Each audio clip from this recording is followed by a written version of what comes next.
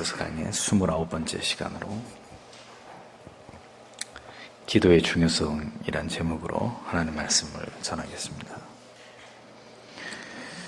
바울 사도는 그리스도인으로서의 남편과 아내 그리고 부모와 자녀들에게 주는 지침과 이어서 주종의 관계 속에서 어떤 원리를 따라서 각자 최선을 다하는 것이 하나님께서 보실 때 올바른 그리스도인의 삶의 도리인지를 설명했습니다.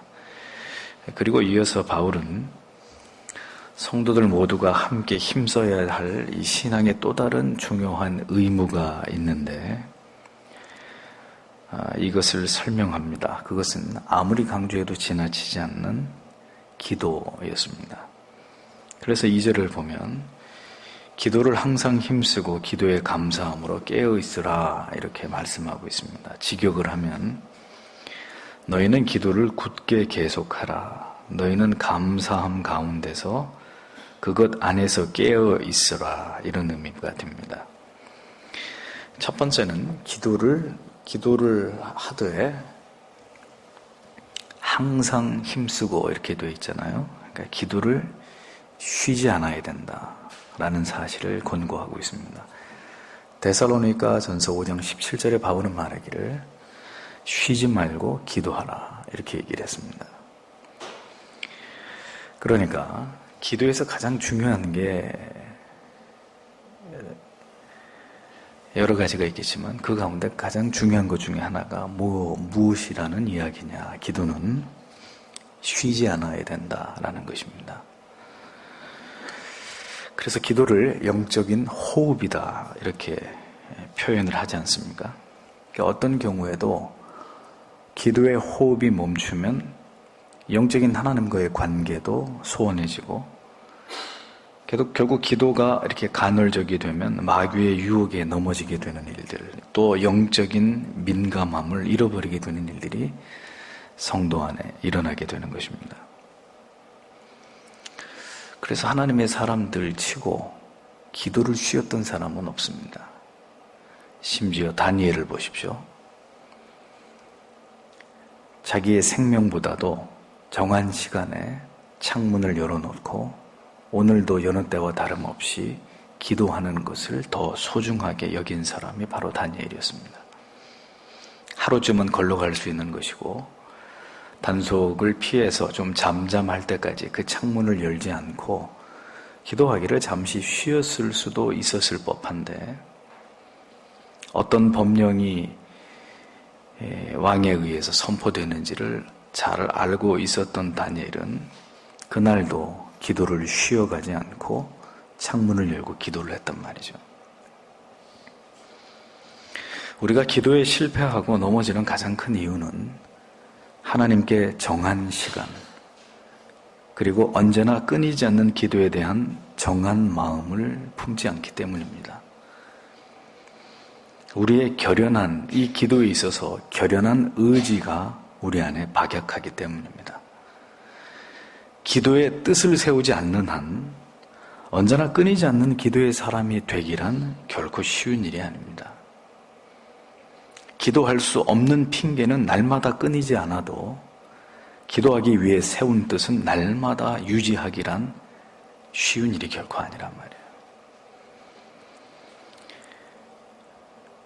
쉽사리 기도에 대한 결심은 끊어져 버리고 다시 기도를 쉬고 기도의 자리에서 물러나 버리는 그런 일들이 얼마나 지루하게 반복됩니까? 그러니까 기도의 모든 것을 걸고 기도하지 않고는 견딜 수 없는 마음의 뜻을 세우지 않고는 결단코 기도의 사람이 될 수 없고 기도의 깊은 세계를 경험하는 그런 놀라운 은혜의 주인공이 되는 길은 요원하다는 것입니다. 기도를 안 하시는 것은 아니죠. 하지만 문제는 기도가 뜨문뜨문 그 기도가 줄기차게 매일매일 우리의 삶 속에서 이어지지 못하고 어떨 때는 기도했다가 어떨 때는 쉬었다가 그래서 성경은 특별히 기도의 문제에 있어서는 쉬지 말아야 될 것에 대해서 강조하고 있는 말씀들을 우리가 성경에서 여러 군데에서 보게 되는 것입니다. 하나님께서 어떤 자의 기도에 귀를 기울여 주실까요? 태양아 머무르라고 외친 여호수아의 기도에 하나님이 즉각 응답하신 이유가 무엇 때문입니까? 그런 기도에 하나님께서 응답하셨다는 것은 여호수아가 평소에 얼마나 하나님 앞에 간절한 기도의 삶을 살아왔는지를 보여주는 하나의 어떤 단편적인 예가 되는 것입니다.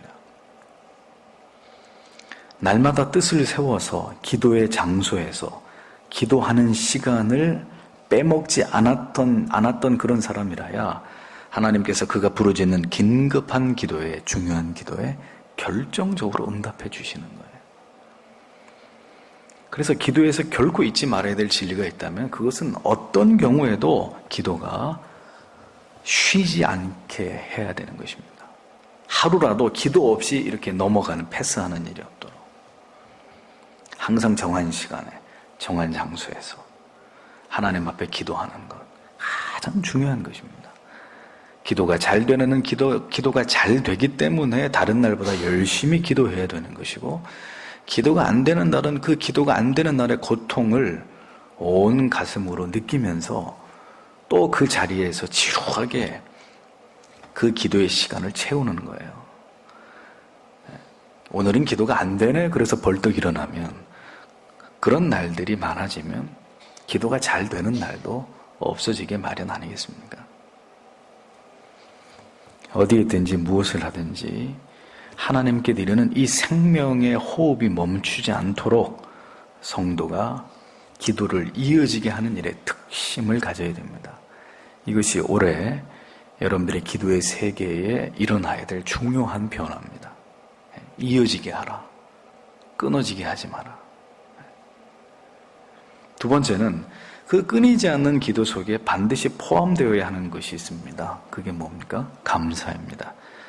언제나 우리의 기도의 중심에는 하나님을 향한 감사가 있어야 합니다. 하나님은 우리의 녹두리를 들으려고 기도하라고 하시는 게 아니에요. 하나님을 찬양하고 하나님에 대한 경외감을 드러내고,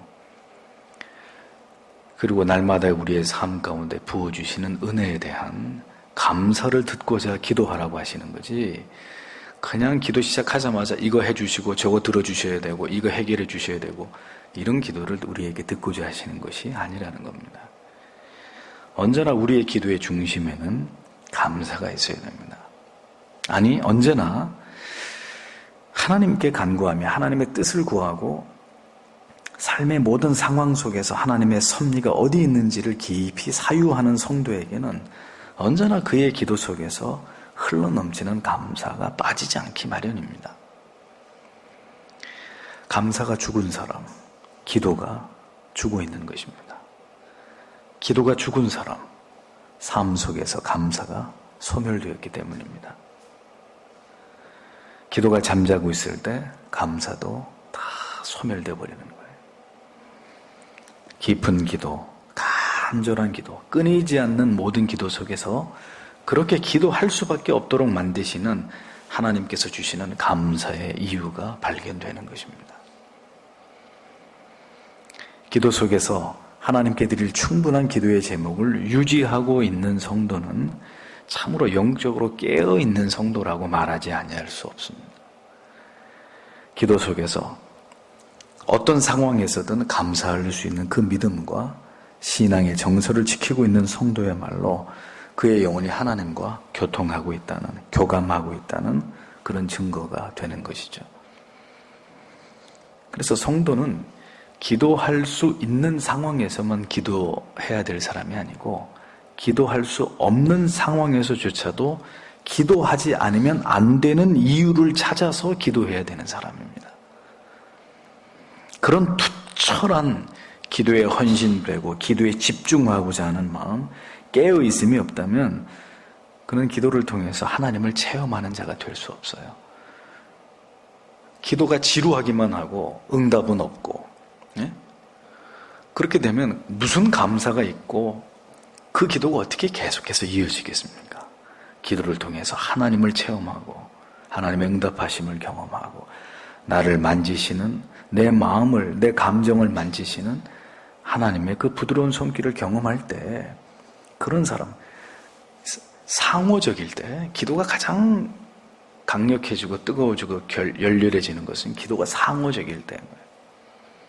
기도를 드리면 받으시는 분이 있고 또 그분께서 기도자에게 내려주시는 은혜가 있고, 우리가 잊지 말아야 될 것은 우리의 육신은 언제나 기도하기를 쉬려고 한다는 것입니다. 우리의 육신은 언제나 잠자고 싶어 한다는 사실입니다. 언제나 굳은 결의가 식어지게 만들고 하나님을 향해서 품었던 열정이 사그러들게 만드는 것이 죄악으로 타락한, 전적으로 무능한 우리 자신의 모습입니다. 그러니까 이 육신의 재갈을 먹이고 기도하는 자리를 사수하려고 하는 이런 결연함이 없으면 절대로 깊은 기도의 사람이 되는 일은 불가능한 일인 거죠. 깨어 있으려고 노력하지 않는 한 잠들 수밖에 없는 것이고, 신앙의 각을 세우려고 하지 않는 한 무뎌질 수밖에 없는 것이, 그것이 저와 여러분들의 모습입니다.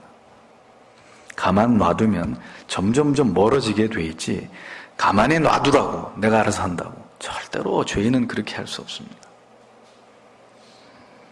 결코 우리 자신을 믿어서는 안 되고, 우리로 하여금 끊임없이 깨어있게 하는 말씀의 자극과 훈계를 사랑해야 되는 거예요. 바울은 그렇게 간절하고 끊이지 않는 기도의 중요성, 그리고 기도 가운데 있어서 감사를 강조하면서 나아가 그 기도가 어떤 내용을 포함하고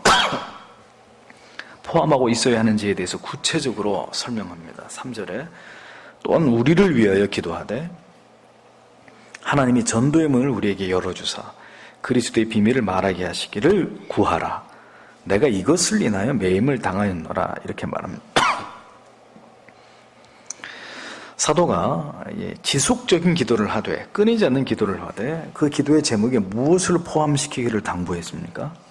바로 자신과 같이 복음을 전하는 사역자들을 향한 도구를 부탁하고 있는 것을 볼 수 있습니다. 우리를 위하여 기도하되, 이렇게 되어 있습니다. 성도 여러분, 여러분들의 기도에 앞선 순위 가운데 하나는 언제나 목회자를 위한 기도, 교역자들을 위한 기도가 그 자리를 차지해야 됩니다.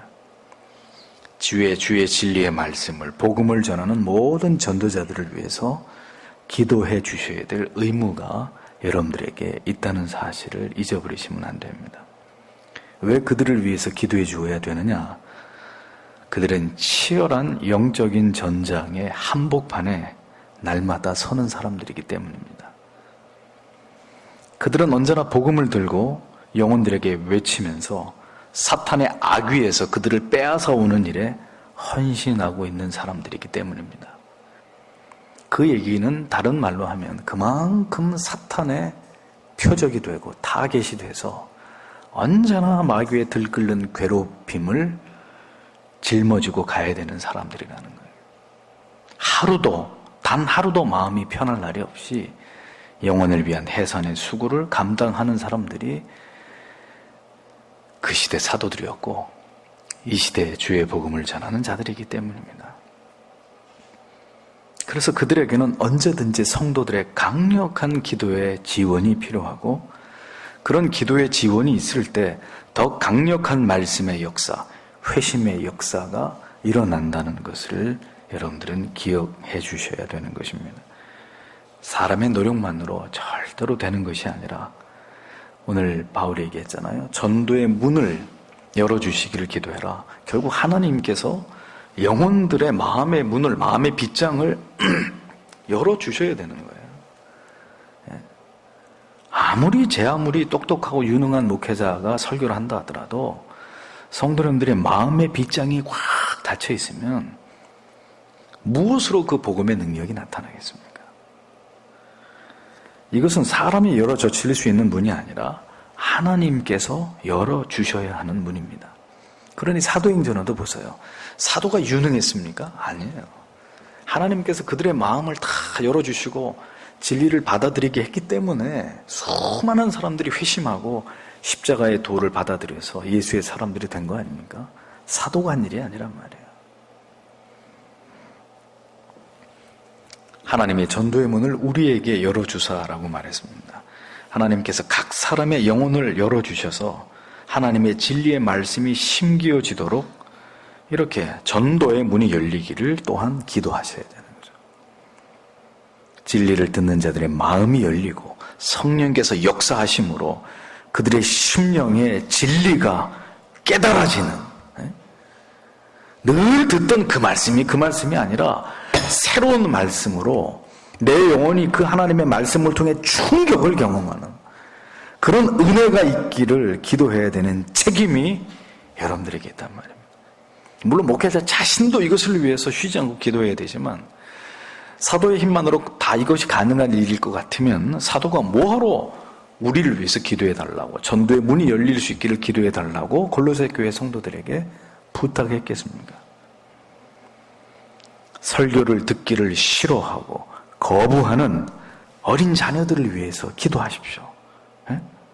하나님 저 영혼들의 마음이 열리게 해달라고, 진리가 그 귀에 새겨질 수 있도록 하나님이 저 영혼들을 불쌍히 여겨달라고 우리의 자녀들을 위해서 기도해야 되는 것이고, 회심하지 않은 자들을 위해서 기도해야 되는 것입니다. 복음을 거부하고 대적하는 자들을 위해서도 기도해야 됩니다. 무엇보다 복음을, 이 말씀을 전하는 자에게 강력한 성령의 역사하심이 있어서 그 말씀이 듣는 이들의 심령과 골수를 찔러 쪼개는 역사가 나타날 수 있기를 여러분들께서 늘 기도해 주셔야 되는 거예요. 목회자가 하나님의 말씀에 능력이 없다, 말씀을 통한 능력이 나타나지 않는다, 절반은 목회자의 잘못이고 절반은 그 목회자를 위해 기도하지 않는 성도님들의 잘못인 거예요.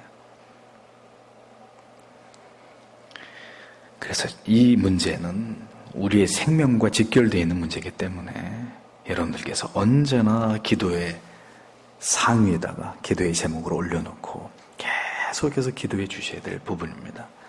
진리의 문이 열릴 때 그리스도의 비밀, 즉 예수 그리스도를 믿음으로 그 믿음을 통해서 거듭나게 되는, 영생에 이르게 되는 이 신비한 복음의 비밀이 전해지고 그 일을 통해서 영혼들이 주님께로 돌아오게 되는 이런 일들이 사도를 통해서 일어나고 지속돼야 되는데, 그것을 위해서 뭐가 필요하냐? 기도가 필요하다고 부탁하고 있는 것입니다. 사도는 이 일을 위해서 하나님께로부터 자신이 부름을 받았고 그 일 때문에 그 사명에 온전히 묶인 사람이다. 실제로 바울은 그 사명 감당하다가 옥에 갇히고 매를 맞고 사람들의 핍박과 박해를 받기도 하지 않았습니까? 그래서 자기는 날마다 이것 때문에 눌리고 매여 있는 자다, 이렇게 자기를 바울이 소개를 하고 있는 것입니다. 이렇게 표현하는 것을 통해서 사도를 위한 성도님들의 보다 간절한 기도가 필요함에 대해서 그 거룩한 기도의 부담감을 사도는 가중시키고 있는 것을 보게 됩니다. 4절에 그리하면 내가 마땅히 할 말로서 이 비밀을 나타내리라, 이렇게 얘기를 합니다. 결국 이런 성도님들의 기도와 사도의 사명 감당과의 연관 관계를, 그 영적인 연합의 중요성을 바울이 보여주고 있는 말씀이죠. 결국 성도님들의 뜨겁고 간절한 사도를 위한 그 도구의 기도가 바로 사도가 전하는 하나님의 말씀에 대한 지대한 영향을 미치는 것이다 라는 사실을 보여줍니다. 담대하게, 가감 없이 복음을 전할 수 있도록 사도에게 힘을 더하는 것은 바로 성도님들의 간절한 기도임을 바울은 설명하고 있는 것입니다. 성도님들의 기도가 부족할 때 능력 있는 복음 전파는 수많은 사탄의 도전과 회방 속에서 고전을 면치 못하게 되는 것입니다. 설교자가 진리의 말씀을 올바르게 흔들림이 없이 바로 선포하는 일에는 성도들의 그 말씀 사역을 위한 기도가 힘이 되어 주셔야 합니다. 강력한 말씀의 선포는 바로 이렇게 설교자를 향한 성도님들의 응집된 기도의 힘으로 말미암는다. 이것이 성경이 우리에게 말씀하고 있는 중대한 진리입니다. 성도님들의 기도가 설교자에게 미치는 영향은 지대하다는 거예요. 성도님들의 기도가 있어야 그 말씀이 사람에 의해서 휘둘리거나 어떤 유혹에 무릎 꿇는 일에서 멀어질 수 있는 것입니다. 목회자가 오직 하나님 앞에서 그 양심이 하나님께 붙잡혀서 설교해야지 사람이 두렵고 이 말하면 또 누가 이 일을 제기할 것이고 또 어떤 문제가 생기고 또 교회가 시끄러워질 것이다. 그래서 이 말 빼고 저 말 빼고 이렇게 해서 설교하다 보면 설교자 자신이 죽는 것이고 그런 중요한 말씀 다 골라버리고 짜집기 해서 그런 말씀을 듣는 여러분들이 죽는 것이고 다 같이 죽는 거예요. 마귀가 노리는 게 바로 그것입니다. 성도님들의 기도의 뒷받침이 있을 때 사도가 설교자가 외치는 복음에 심오한 비밀이 열리는 것이고 그를 통한 유익은 모두 성도님들의 것이 되는 것이죠. 잊지 마십시오. 목회자를 향한 가장 큰 협력은 기도입니다. 기도. 하나님의 뜻은 한 사람의 목회자가 하나님께서 맡기신 말씀을 전파하는 사명을 감당하는 일에 있어서 전폭적인 성도들의 영적인 기도의 지원을 받게 하는 것입니다. 그것이 하나님이 정해놓으신 법이에요. 원칙이에요. 결국은 성도님들의 기도의 힘을 통해서 하나님께서는 그 설교자에게 능력을 부어주시고 그 사역을 힘있게 감당하도록 그 성도들의 기도를 들으시고 하늘의 자원을 하나님의 말씀을 전하는 자들에게 부어주시는 것입니다. 자신을 위해서 기도해주는 성도가 없는 설교자는 전장에 홀로 서 있는 장수와 같습니다. 적들은 새까맣게 몰려오는데 함께 싸워줄 군사가 아무도 없는 버려진 장수와 같은 거예요.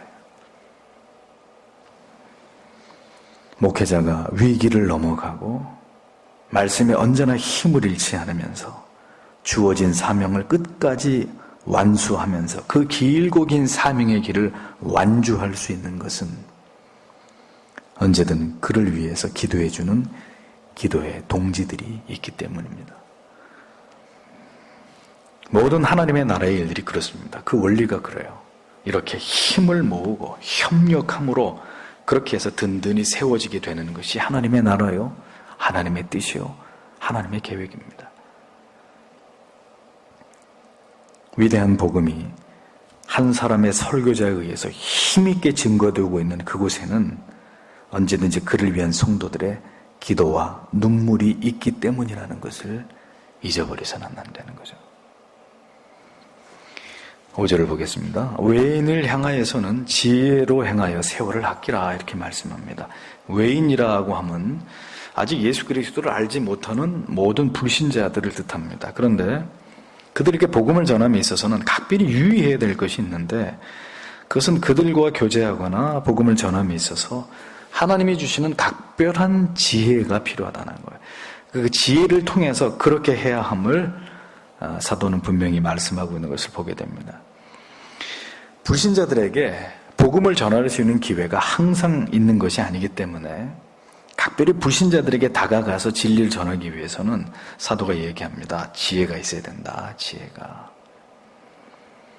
그러면서 시간을 절약하라고 합니다. 왜 이런 얘기를 합니까? 항상 언제나 기회가 열려있는 것이 아니기 때문에 불신자들을 향한 전도에 있어서는 언제나 화급성을 느껴야 되고 동시에 하나님이 주시는 기회를 신중하게 포착해서 가장 적절한 타이밍에 이때다 싶을 때 과감하게 물러섬 없이 그러면서 지혜롭게 복음을 전해야 된다는 사실을 사도는 설명하고 있습니다. 특별히 여러분 가운데 믿지 않으시는 가족들을 곁에 두고 계신 성도님들이 계십니다. 진리는 얘기합니다. 절대로 안심해서도 안 되고 그렇다고 해서 막 조급해서도 안 되겠지만 하나님께 기도하고 하나님의 도우심을 의지하면서 세월을 아껴서 그들에게 하나님의 말씀을 전할 절호의 기회를 만드는 일에 있어서 더 노력하고 신중함으로 이 일을 감당해야 될 것을 진리는 우리에게 가르치고 있습니다. 너무 조급해서도 또 시간을 너무 지연시켜서도 안 되고 언제나 하나님께서 이 문제를 두고 기도하면서 하나님께 이 문제를 위해서 기도하면서 하나님이 주시는 아주 적절한 기회, 그런 기회를 분명히 하나님이 주실 거거든요. 그 기회를 포착해가지고 그들에게 분명한 복음이 전해지도록 최선을 다해야 되는 일들이 우리의 노력 가운데 필요하다고 얘기하고 있는 것입니다. 이것을 위해서 사도는 한 가지 더 중요한 문제를 조언합니다. 6절에 너희 말을 항상 은혜 가운데서 소금으로 고르게 함과 같이 하라. 그리하면 각 사람에게 마땅히 해답할 것을 알리라. 이렇게 되어 있습니다. 흠정역은 이 부분을 너희 말을 소금으로 간 맞추어 항상 은혜롭게 하라. 그리하면 너희가 각 사람에게 어떻게 마땅히 대답해야 할지 알게 되리라. 이렇게 번역을 했습니다. 약간 그 번역의 의미를 통해서 더 쉽게 본문에 다가갈 수 있도록 도와주는데 이게 무슨 뜻이냐면은 우리가 간을 할 때 말입니다. 소금을 사용하잖아요. 그래서 적절히 소금을 뿌리면서 가장 적당한 입맛을 맞추는 것처럼 소금을 조금 더 이렇게 해서 가장 입에 정확히 맞는, 내 입에 맞는 맛을 내는 것처럼 뭐가 그래야 되느냐? 성도의 언어가 그래야 된다는 거예요. 이 상황에서 가장 합당한 말, 가장 적절한 말, 가장 영적인 말, 그런 말을 통해서 결국은 그런 말들을 하기 위해서 평상시에 늘 노력하는 사람은 우리가 누군가에게 어떤 말을 해주어야 될 그런 순간에 가장 그 사람에게 적합한 말을 해줄 수 있다는 거예요. 그에게 가장 필요한 말을 그에게 해줌으로써 그 사람에게 큰 유익을 끼칠 수 있다. 그런 뜻입니다. 그렇기 때문에 언제든지 성도는 입술에 있어서 주의함이 필요하다는 거예요. 그냥 아무 말이나 막 떠들면 되는 게 아니라 항상 신중하게 말하기 위해 노력해야 된다는 것입니다. 우리의 말에 지혜로움이 머물도록 해야 된다는 거예요. 그러니까 많이 봐야 됩니다. 첫째는 성경을 열심히 읽고 신앙에 도움이 될 만한 좋은 것들을 늘 탐독해서 우리가 많은 지식을, 많은 하나님의 말씀을 섭렵해야 되는 거예요. 가득 채워져 있어야 되는 거죠. 그리고 말을 할 때는 굉장히 주의를 해서 말을 하기 위해 노력해야 되는 것입니다. 쉬운 일이 절대로 아니죠. 잠언 25장 11절에 뭐라고 했죠? 경우에 합당한 말은 아로 새긴 은쟁반의 금사관이라 그랬습니다. 정말 지혜로운 말의 가치를 아주 아름다운 표현으로 이야기하고 있습니다. 언제나 하나님의 말씀에 기초해서 사람의 말 따위는 사람에게 감동을 줄 수 없어요. 사람의 말은 아무리 청산유주처럼 잘해도 소용없고 하나님의 진리의 말씀에 기초해서 경우와 이치에 합당한 말을 하기 위해서 노력하는 자들이 되어야 된다는 것입니다. 그러니까 우리가 부모의 입장이라면 늘 자녀들에게 우리가 말을 아껴야 결정적으로 어떤 말을 딱 던졌을 때 그 말에 자녀들이 수긍하고 그 말을 수용하는 것입니다. 모든 경우가 다 마찬가지예요. 앞서 있는 사람이 언제나 신중하게 말을 하기 위해서 평상시에 말을 아끼고 중요할 때 딱 진리의 검을 빼서 말씀을 가지고 딱 얘기할 때 그게 말의 권위가 서는 것이지, 그냥 쓸데없는 말 맨날 주저리 그런 사람이 어떤 말을 할 때 그 말의 가치가 있고 없고를 떠나서 사람들이 그런 말을 듣고 반응을 보이겠습니까?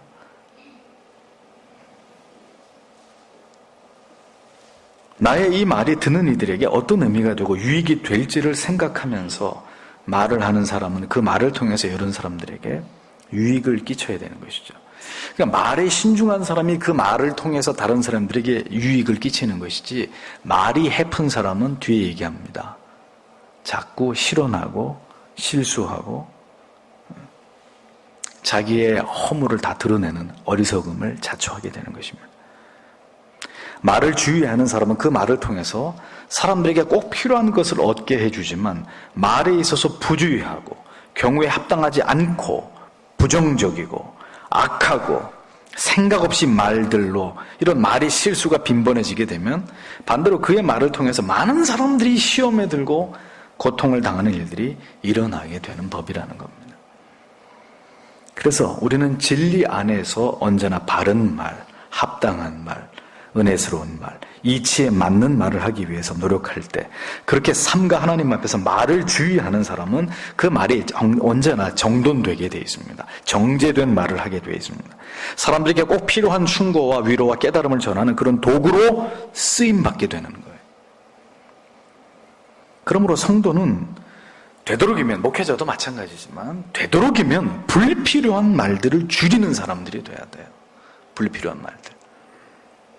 잠언 10장 19절에 말이 많으면 허물을 면키 어려우나 그 입술을 제어하는 자는 뭐가 있느니라? 지혜가 있느니라 그랬습니다. 입술을 제어하는 사람, 그냥 나온다고 막 떠드는 그런 말이 아니라 입술을 제어하는 사람, 자기 입술을 스스로 통제하는 사람. 전도서 5장 3절에 일이 많으면 꿈이 생기고, 두 번째로 말이 많으면 우매자의 소리가 나타나느니라. 말이 많으면 어리석음들이 자꾸 드러난다는. 전도서 5장 7절 꿈이 많으면 헛된 것이 많고 말이 많아도 그러하니 오직 저는 하나님을 경외할지니라. 입 다물고 하나님 경외하는 데만 신경 쓰라 이겁니다. 에? 말이 많은 사람, 과히 하나님께서 기뻐하시지 않습니다. 행동은 말보다 소리가 크다고 하잖아요. 지혜로운 성도는 오직 순종함으로 침묵하고 하나님의 말씀을 따르는 사람들입니다. 언제나 말이 많은 사람이 실수를 하고 그 미련함을 드러내게 되는 것이고, 자기 우매함을, 그 인격을, 그 지식 없음이 그의 말 속에서 다 드러나 버리는 거예요. 입을 차라리 다물고 있으면 알 수가 없는데, 이 사람이 똑똑한 사람인지 그렇지 않아, 알 길이 없는데 자꾸 말을 하는 거예요. 자꾸 되지도 않는 말을. 그러니 온천히 사람들이 다 아는 거예요. 저 사람은 지혜가 없어, 늘 말하는 게 저런 식이야. 이렇게 해서 자기 스스로를 다 깎아먹게 되는 거죠. 중요할 때만 얘기를 해야죠. 하나님께 지혜를 구하고 내 말이 어떻게 유익이 될지를 생각하면서. 전도서 5장 2절은 말합니다. 너는 하나님 앞에서 함부로 입을 열지 말며 급한 마음으로 말을 내지 말라. 하나님은 하늘에 계시고 너는 땅에 있음이니라. 그런즉 마땅히 말을 적게 할 것이라. 꼭 필요한 말을 함으로 덕을 드러내는 사람은 말을 아끼는 사람입니다. 말을 할 줄 몰라서 하지 않는 게 아니에요. 하나님과 성도 앞에서 꼭 필요한 말, 덕을 세우는 말, 하나님의 뜻을 이루는 말을 하기 위해서 다른 말들을 다 참는 것이죠. 참는 거예요. 그것이 진정으로 하나님께서 기뻐하시는 성도의 모습입니다. 제발 부탁드립니다. 말을 줄이세요. 말을. 왜 그렇게 전화들 해가지고 괴롭게 합니까? 장로님 힘들게 하고. 왜 그렇게 말들을 많이 하냐고요. 왜? 그 뭐가 그렇게 하실 말씀들이 많아요? 하나님 앞에서 우리가 할 말이 뭐가 있는데, 죄인들이 그냥 말씀대로 따르고 가면, 순종하고 가면 되는 거지.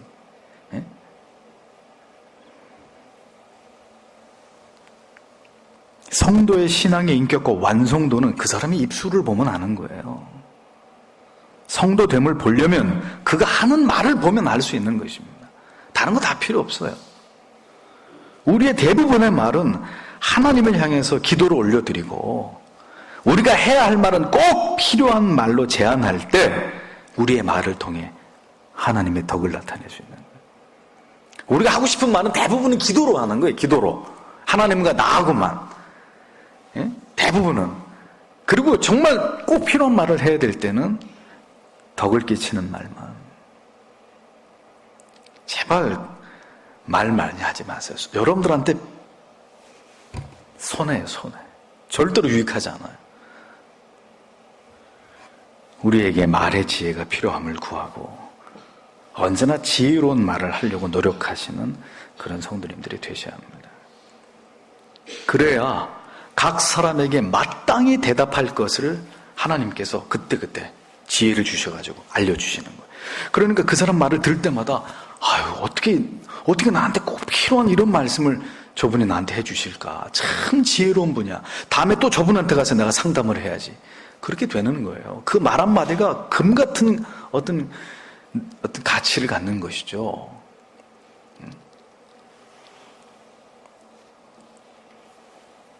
우리 모두에게 하나님께서 지혜를 주시고 우리가 기도에 힘쓰고 기도 가운데 하나님 앞에 우리가 감사를 잊지 않고 그리고 우리의 입술에 지혜를 주셔서 그 입술의 아름다운 열매들이 이제 우리의 인생 속에서 나타나는 더 이상 말 때문에 괴로움 당하고 고통 당하고 시험 들고 교회가 시끄럽고 이제 좀 그런 일이 없었으면 좋겠어요.